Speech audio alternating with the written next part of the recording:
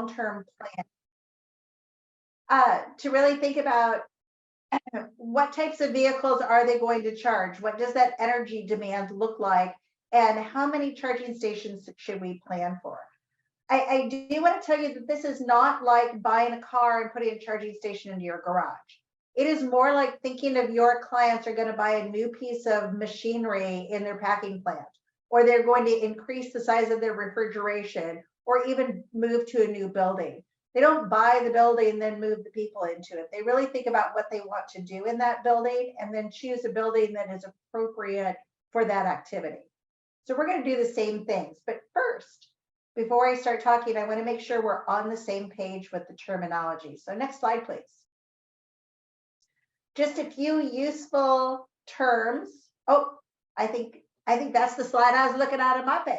I love this picture of the tomato truck. I live in West Sacramento, Yolo County. We're also agricultural here. And this tomato truck is one that came down our road. I was not responsible for the artistic photo retouching here. But what I think is really interesting is this truck is carrying tomatoes right now. It also carries walnuts. It also hauls dirt away from construction sites. So we know that that transportation in the agricultural industry is really cyclical, and we have to plan for that as well. So next slide, please. These few useful terms that we're going to talk about, and I'm not going to read them to you, but you may hear me say these. And if I use a term you're not familiar with, please ask me to clarify. I think, like many industries, or like every industry, these terms start to just roll off your tongue because we say them all the time. But when you're talking to somebody who's not involved with that, it sounds like you're speaking Klingon. And I do want to make sure that we are talking about the same things all the time. So let's go on to the next slide and talk about the transition planning. This is what we're going to do with your members, with your clients, with your farm, with your business. It is a kind of like a little roadmap here, and we follow this roadmap. So the first part of that roadmap is really looking at goals. Then we evaluate what vehicles are going to transition to electric. Then we figure out what the charging infrastructure needs to look like. Then we help you create a budget for it, and then go.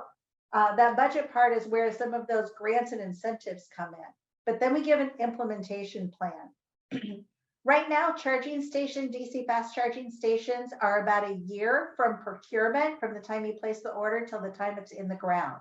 And so it's really important that we're phasing this correctly. We don't want people to have trucks that they can't charge. We also want to make sure that the charging stations are in and ready to go when the trucks arrive. So first, let's talk about that goal, because for every client, that goal is different. Next slide, please.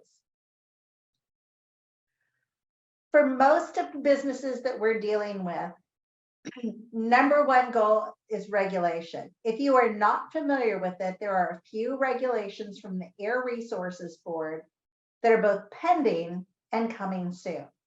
So, already in place or coming soon. So in place now is a regulation called Advanced Clean Truck. And it says that manufacturers have to build and sell increasing number of zero emission trucks in California.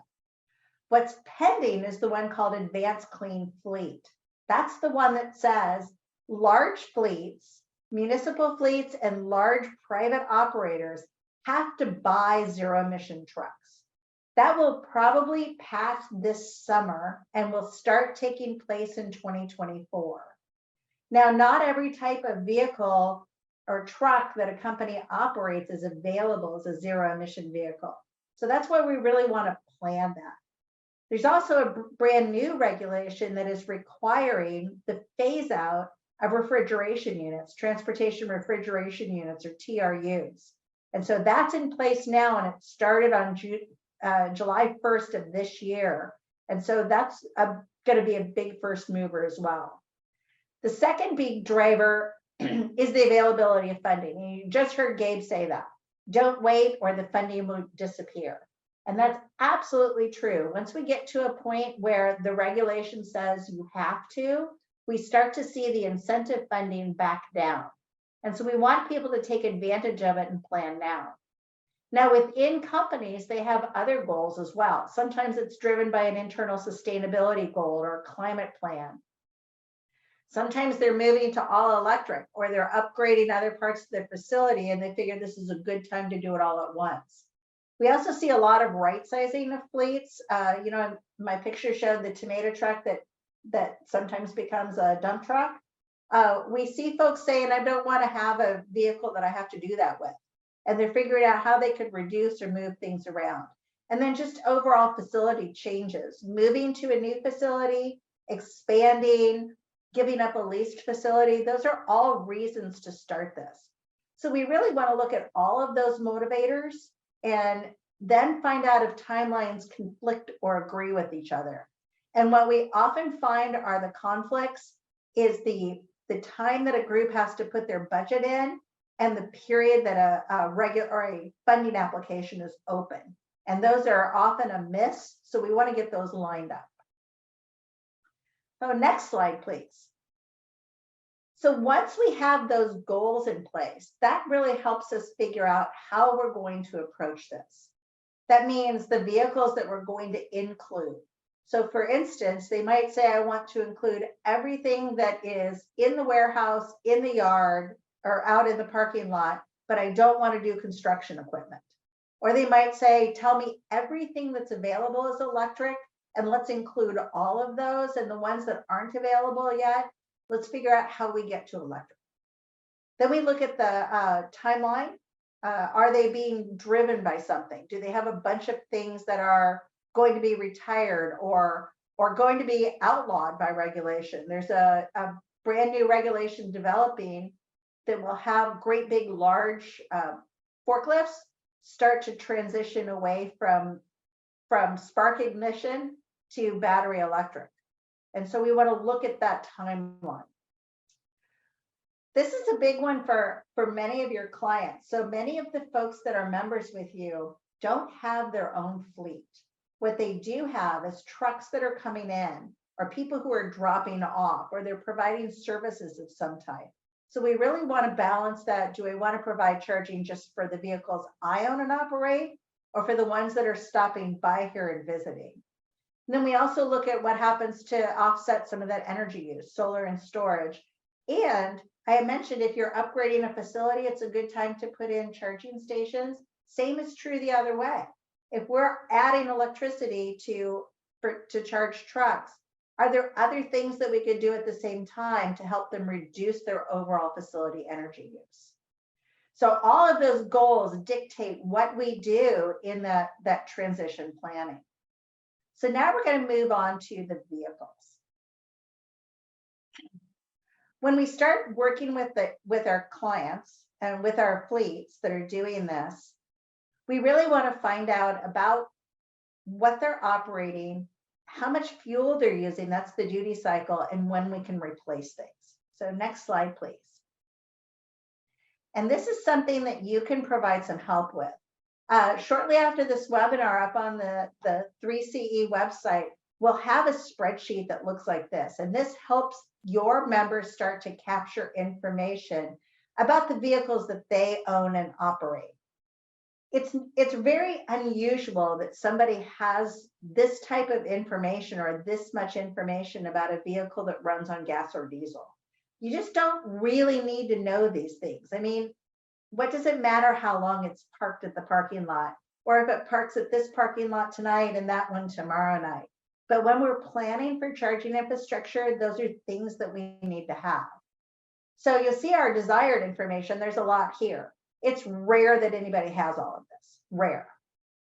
So we use this alternative information. And if they don't have that, which happens a lot, we go with some other. We can even use our own information that we have from other fleets. We have worked with organizations that don't even have an inventory of their vehicles, and we have literally gone out and counted their trucks for them. So that is the level of detail that we start with. Is let's just take a look at your vehicles. Then next slide, please, Gabe. We also have to identify the things that are special. Every fleet, every vehicle is very unique. And our goal is to make sure that charging in an electric truck fits the way that they work, not to tell them they need to change their way that they work because they're going to have this battery electric truck. So these are kind of the ones that are outliers. These are the, we have our typical operating schedule, and then we have these kind of weird ones that are outliers. One of the two of the big things we really want to find out that is rare for a driver to fess up to is if it's idling somewhere. California law says that if your truck is parked, you have to turn it off. You can't idle it, but everybody idles. They keep the air conditioner on. There are many reasons that we do this. And idling uses energy, actually uses a lot of energy. And we need to find that out. And then for many vehicles, they are also idling because it's operating equipment. And that could be as innocuous as a GPS, or it could be really big, like a crane or a bulldozer on the back of the truck, an arc welder. So we really need to figure out how they're using that vehicle. And next slide, please. Because that gives us this cool little duty cycle formula. This is how we figure out the energy that they're going to use for charging. It is the number of miles driven on a typical day, the amount of time that they're idling, how much weight they're carrying. That's a big one for battery electric trucks, is the weight makes a big difference. And we all just know that in our cars, when your car is loaded down with stuff, it uses more fuel than when it's empty. And then we look at the accessory operation. This is the GPS, that's the arc welder, that's whatever's on the back. So that's how we calculate how many kilowatt hours of energy a battery electric vehicle would use to do that same work. And then the hours at rest where it's parked in its parking lot, that's the amount of time that we have to squeeze energy back into that battery. So we look at the duty cycle of every truck, and it's not an exact science, but it gives us a good target. And you're going to hear me talk about targets a lot. And I want you to think of that target as being the size of like a hockey net or a soccer net. It's not the size of a golf ball hole or a dartboard. We're just looking for a big target that we can shoot for. So now with that target and knowing what our trucks are, where they live, how they work, if they go home at night with people, then we could start thinking about infrastructure. And that's our next slide, Kevin. Gabe, sorry, I'm looking at Kevin's name on the screen. 4 steps that we're going to do in trying to evaluate what type of infrastructure that they need. For many vehicles, it is not one vehicle, one charging station. We really want to figure out what's the best strategy for the place. So let's go to the next slide. We talked now about duty cycle. Now we're going to talk about the energy needs. So we take that duty cycle, and then we also figure out the overall picture. How much time do we have to charge vehicles? And then estimate the number of vehicles charged. So if you were doing 96 refuse trucks that have a very specific schedule, you have 96 trucks that are going to charge exactly the same way Monday through Friday. If you are a 24-hour operation that has seasonal delivery trucks and they are in and out 24 hours a day, 7 days a week for 3 months, that is an entirely different way that we're going to plan the charging. So now you can start to see why it's not just buy one and put it in here. We're going to calculate what the charging window is and then figure out how many chargers we need to make sure that every truck stays busy. Because we all know that if the wheels aren't rolling, they're not making money, and we really want to keep the wheels rolling. So let's go on and talk about charging station types. This is the big thing that we talk about. I want to first start with this column that's on the left. That's our overnight charging. This is level 2 charging, and you'll see at level 2, if you're familiar with car charging, this is already more kilowatt hours than you put into a car. This would be pretty awesome for a car charger. Trucks have huge batteries, so they need a lot more electricity going into them. This is ideal for something like that garbage truck that you know is going to sit still and quiet for at least 10 hours overnight. There may be instances where this would be the right thing to put in for trucks for your clients. I don't think so. Instead, I think probably what we're going to do is these DC fast chargers. And the kilowatt hours that you see there, the 50 to 250, that's the amount of electrons that flow in during the hour. So the higher number, the more electrons, but you're also talking about a bigger power draw from the utility. So we really try to balance that out to make sure we're not paying more than we need to upgrade the facility. So this is typically what's called opportunity charging, but for any place that has vehicles coming in and out or is doing unpredictable hours, we're always going to look at that. If the truck battery is completely empty, it will take about 2 hours to charge with DC fast charging. It's rare that batteries are empty. So you can expect that someone would be at the charging station for an hour or so to have enough energy to go back out to their next pickup and come back again. Now, people are always concerned about peak energy use and demand charges and how much am I going to use. These stations have software in them called load balancing. And they respond to grid signals, they respond to demand from the vehicles, and can be set to make sure that it never goes over that maximum level. So you never run into this really big giant peak because the energy spiked. Now the trade-off here when you have load balancing and you're using it is that it can slow down the charge for a little bit. And I could talk about peak pricing all day long, but that's not what this is about. So I just want you to know the important thing to know is here, we have ways to mitigate that. And that should not be the reason that people don't do DC fast charging. These charging stations will require a separate electrical cabinet. And so you'll see that little box that has to be installed nearby that has all the controllers and all the electronics in it. And that's included in the price. So we automatically assume that, but the thing to know about it is it takes up space. So when we're evaluating the parking lot, we want to make sure there's space for that electrical cabinet too. And that leads me to my next one, which is a picture. This is 3 different places with truck charging stations, and they're done 3 different ways. So the one on the left is a pull-through public station. So it's almost like a gas station or a diesel station where people pull right on through and plug in. You'll notice that there's no screen on this. This is, if you go to a Tesla supercharger or an Electrify America charger or any other out there, you see the screen and the interface where you're going to swipe your credit card or run your key fob. That's not typical in a fleet-only station.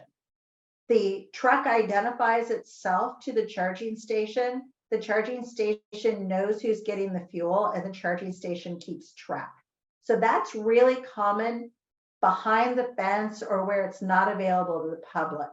And this is important because it really helps save money. And that LED screen is also one of the pieces that needs more maintenance than other things. Now the Penske station, the one that you see on the top, one thing I want to point out here is the white boxes that say Penske. Those are their electrical boxes that they installed for those DC fast chargers.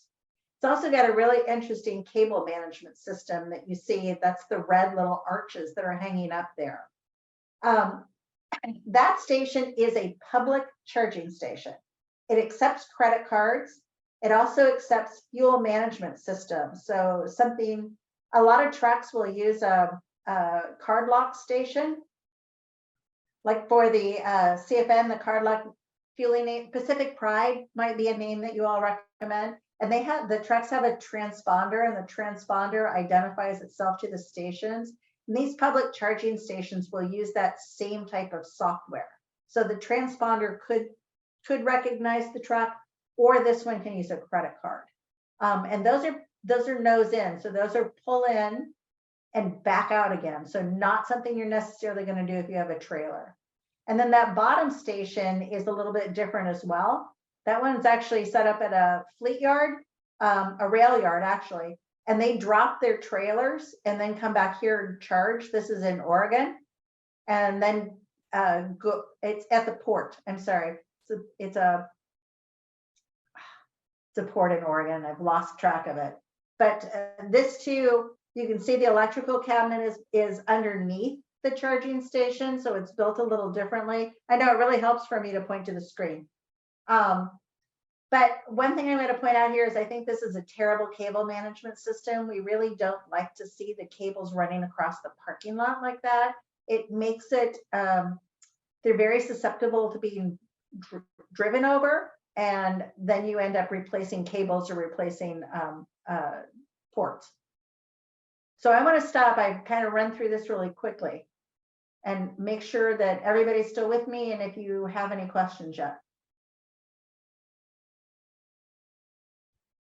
And everyone can take themselves off mute. If you have a question, you're welcome to take yourself off mute to ask. Norm has a question. Sure. This goes back to planning the whole situation and the installation, so to speak. When you look at this and you're looking at the fleet and how it's going to be managed and the hours that it's driving, how do you manage off-peak hours versus the peak hours of 4 to 9?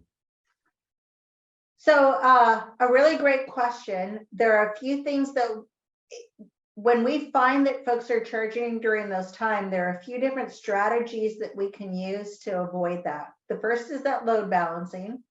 Second is we often look for using battery integrated chargers or standalone storage so that that battery can soak up electricity all day long. And during those peak hours, then we're charging the truck from the stored energy. And we do a cost benefit analysis to see if you save enough money from your utility rate to pay for the battery.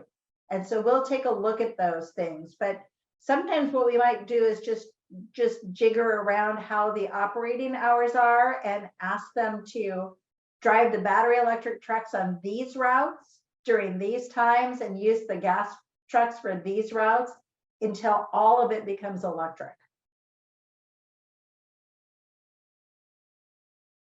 There is a lot of one-on-one figuring this out with everybody. So it's a really good segue, Norm, thank you, to our next slide, Gabe. This is a little bit of the calculation that we do to figure out what's the right combination of chargers, where they should be installed, and if that site would benefit from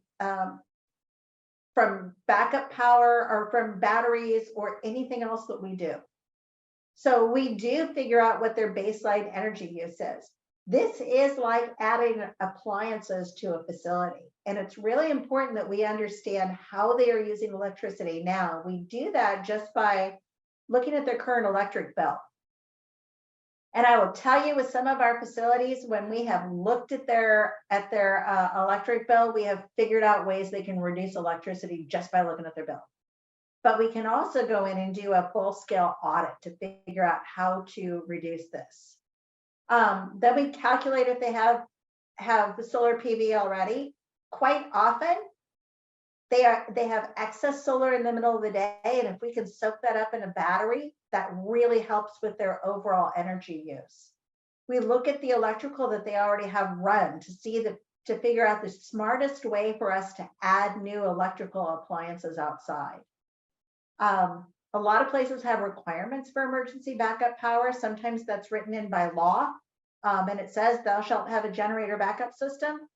But we look at whatever they are required to do, figure out what our new energy demand profiles are going to be, how much electricity you're going to use, when are you going to use it, and then we make sure that the utility, PG&E or SoCal Edison, can support what we're proposing. And right now, if those of you have been doing this, right now that is a little bit of a lag. They're running quite a bit behind on doing these capacity evaluations. And that's again why we really want to do this really careful planning. So Kim, I see your message in there about tasting rooms, and they want public charging if they don't have them. And I think that is ideal. For many of our businesses, we will look at ways that we can add charging stations, what we call behind the fence, for the trucks, and then also offer charging stations for their employees or their guests or their visitors.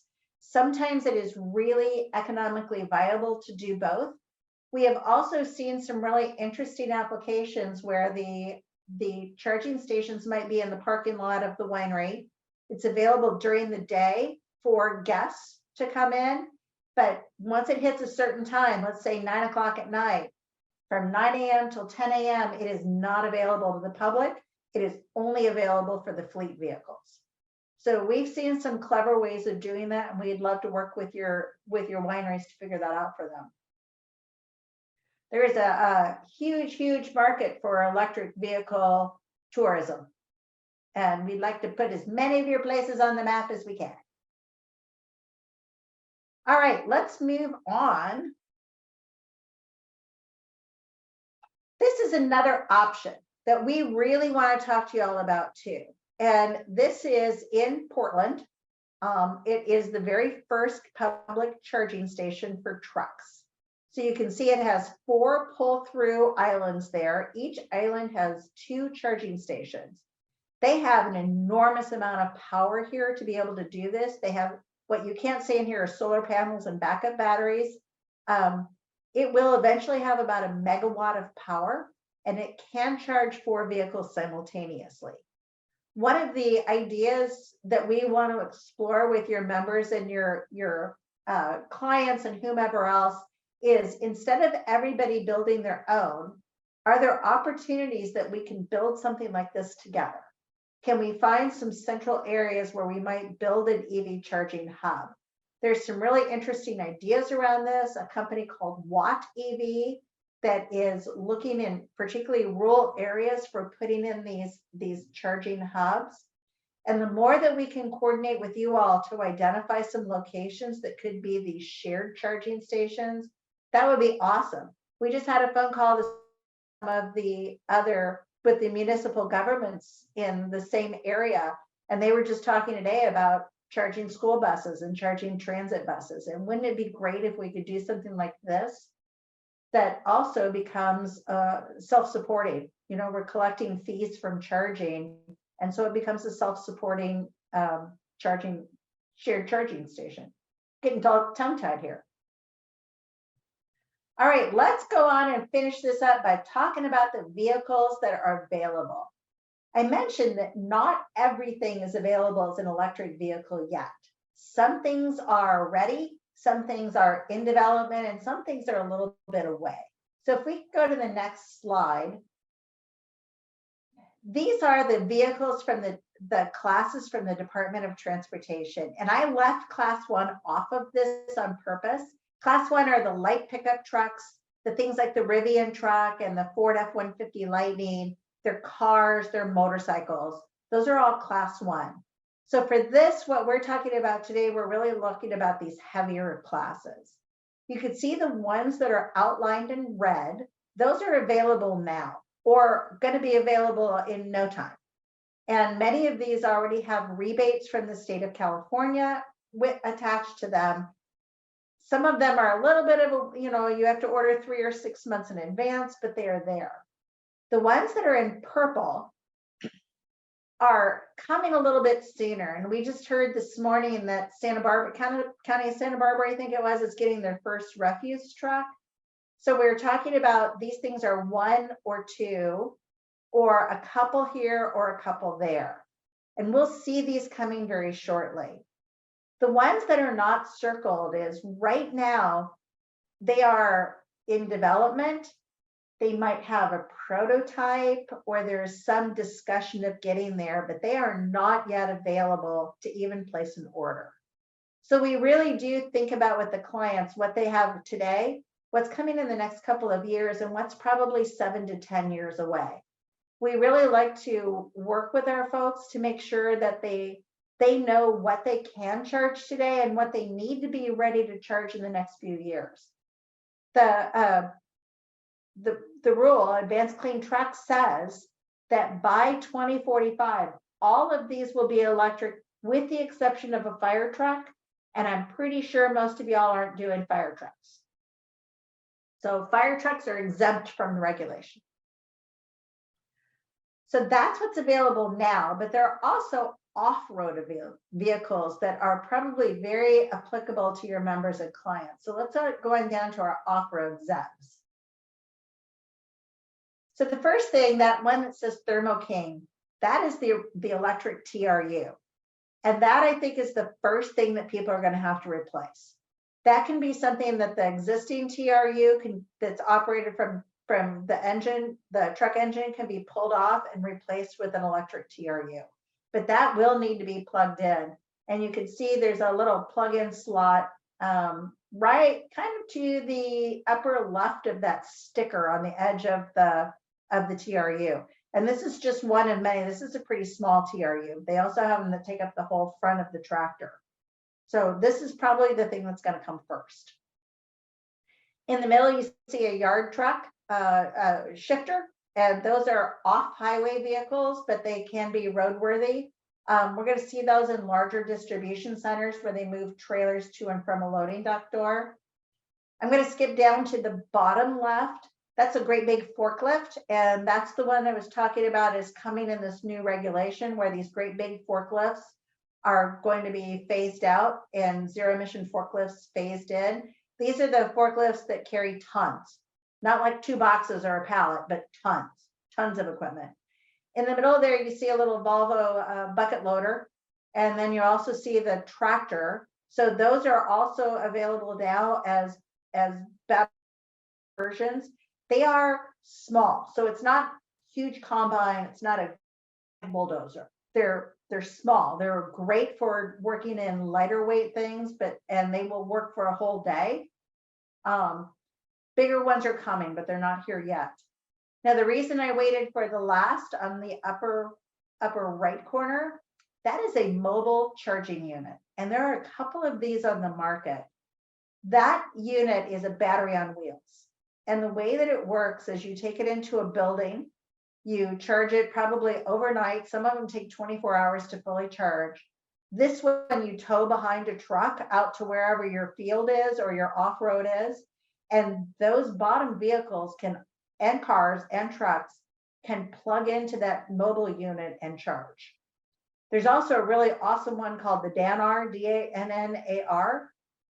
I don't think I have a picture of it in here. But the DANNAR is a remote control battery on wheels. It's a little bit like a Tonka toy, is that you can snap pieces off and snap pieces on. So you can make it a little bulldozer, you can make it a little bucket loader, you can make it all a forklift.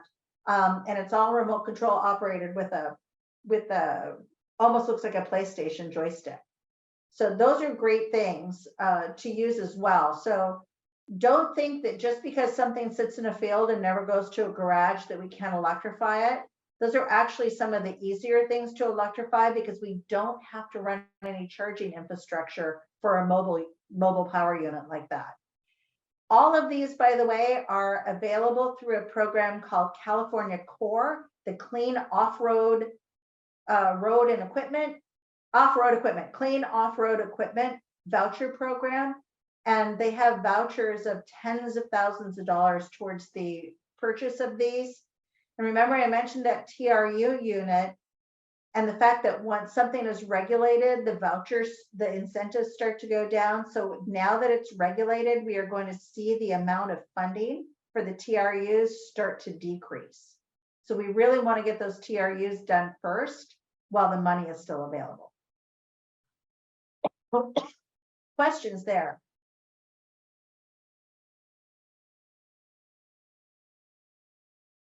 All right, and that is again part of that plan is we're going to figure it all out. Okay, on to the next one. We're almost done here. And that is the budget. When we have come up with this plan, it's time for us to figure out how much it's going to cost. So first thing that we typically do is just figure out the cost. You know, if money were no object and nothing was going to good come from this, this is how much it costs. Then we start chipping away at it. Here are the incentives that Gabe talked about, the $100,000 off of your DC fast charger. We look at the incentives from the state. That's the HVIP voucher for the vehicles and the CORE voucher for the off-road. We look at tax credits for the federal government. There are quite a few of those available now that started this year. Solar, battery storage. There are tax credits on the vehicles themselves. We also look for, particularly in this, USDA grants. There's quite a bit of USDA funding that is to help farmers move over into zero emission vehicles.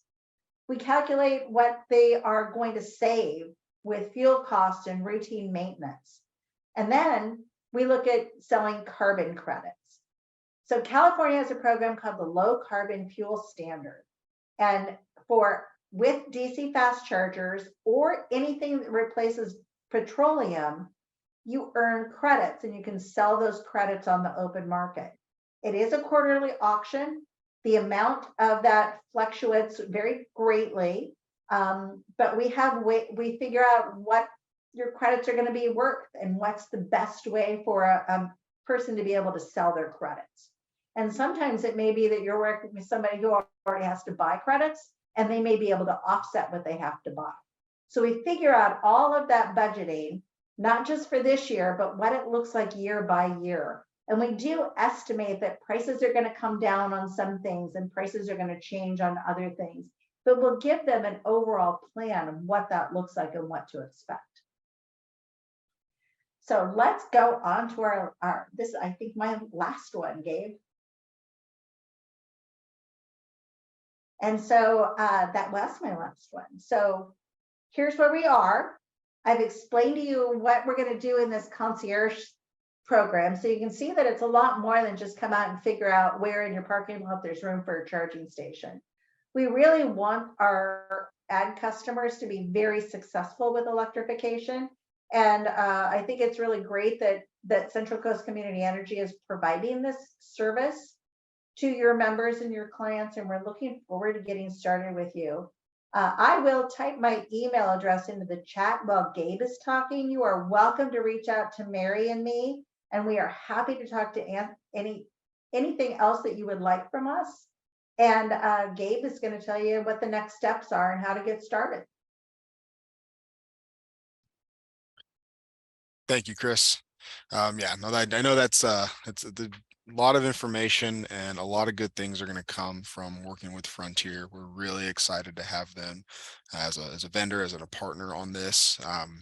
Again, I can't stress enough. I've talked to, many businesses and companies, and the value that Frontier brings. You can see how complex this can be. There's a lot of things to consider, and even for us, this is something that has really not been done before in the ag space. So it's new for everyone. And I really like the idea of us at 3CE through Frontier providing that helping hand to, not only our customers, but our community to make sure that this infrastructure is put into place and available, early, being those early adopters. So thank you, Chris, for the presentation, and very, very much appreciated.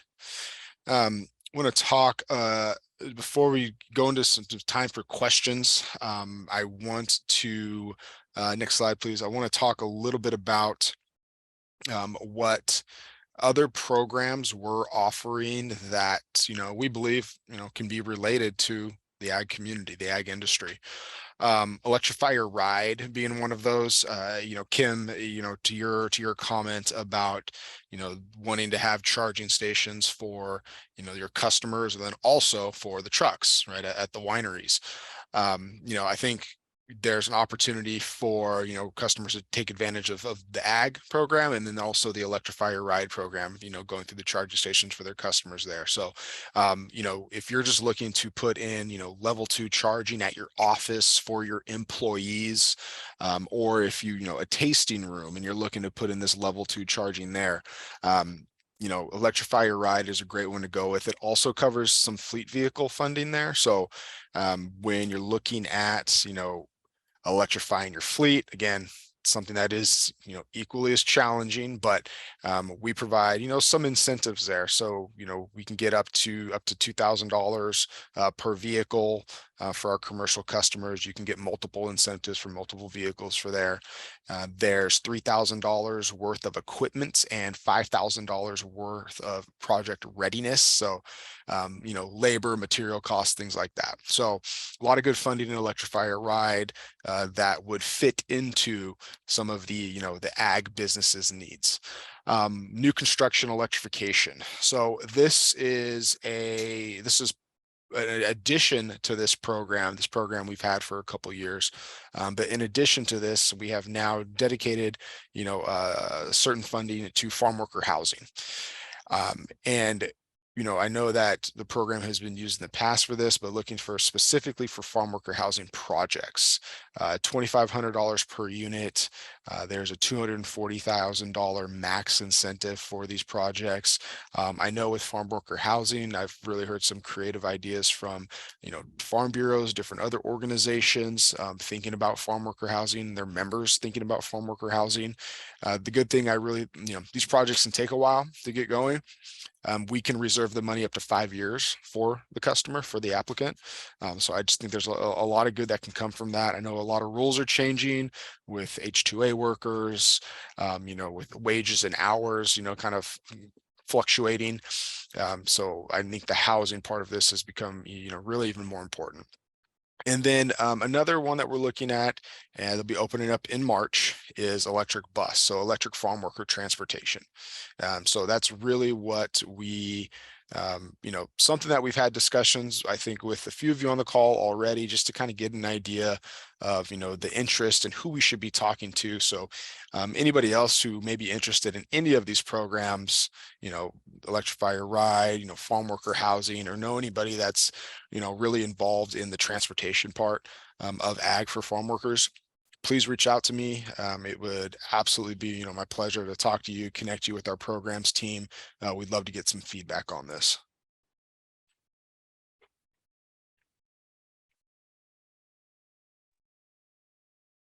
And then so for kind of next steps here, what I'd like to do is just, again, talk to your members.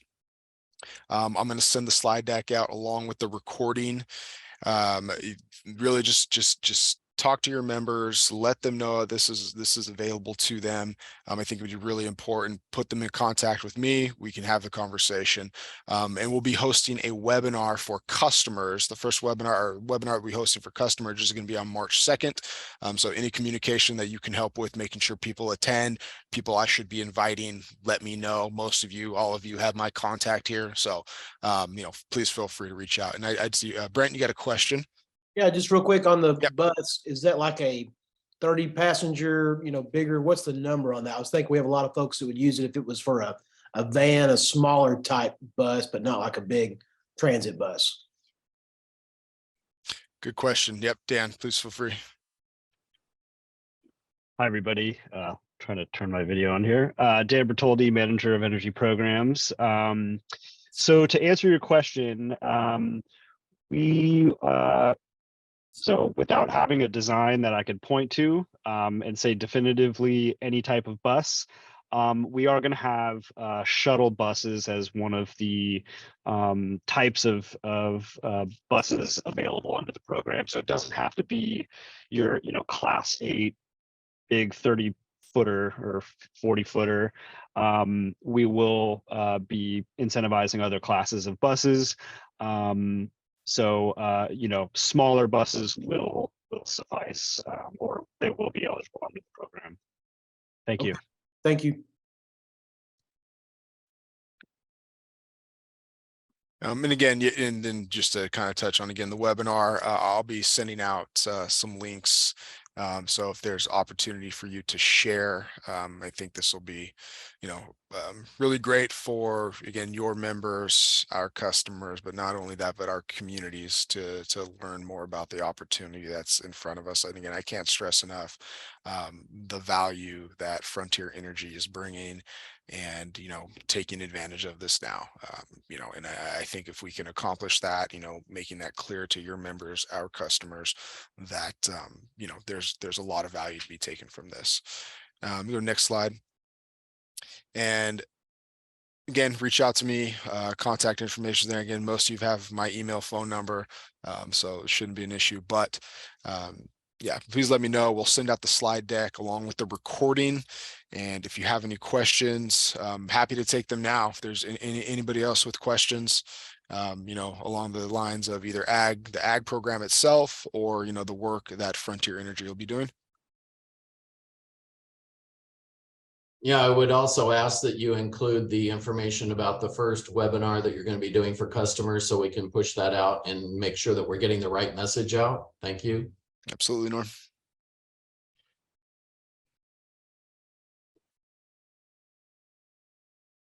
Another question, if, Mhm.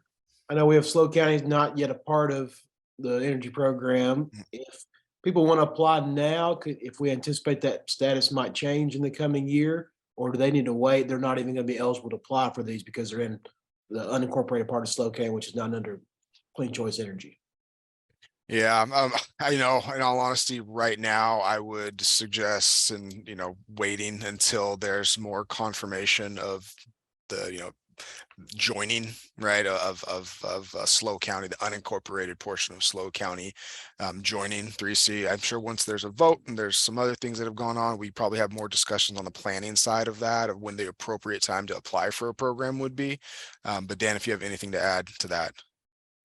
No, yeah, unfortunately, the services and our programs are for customers only at this point. But I would say, if there is any applicant that is interested, they could reach out to us, and we could maybe look to see if they do have any facilities that may be serviced by us. Maybe they're in in some incorporated city that is one of our customers, and we could just at least check to definitively see whether or not they're our customer or not. So I would encourage them to reach out regardless. Okay, thank you.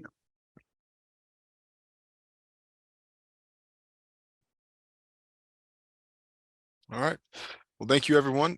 Really appreciate your time. I hope that, again, hope we can really learn to partner with each other on this in the future. This is something that we're going to see a lot of growth in the coming years, and looking forward to working with everybody. Thanks for the presentations. Thank you. Pleasure, Thanks Norm. for all Good to your see you. attention. Thank you very much, everybody.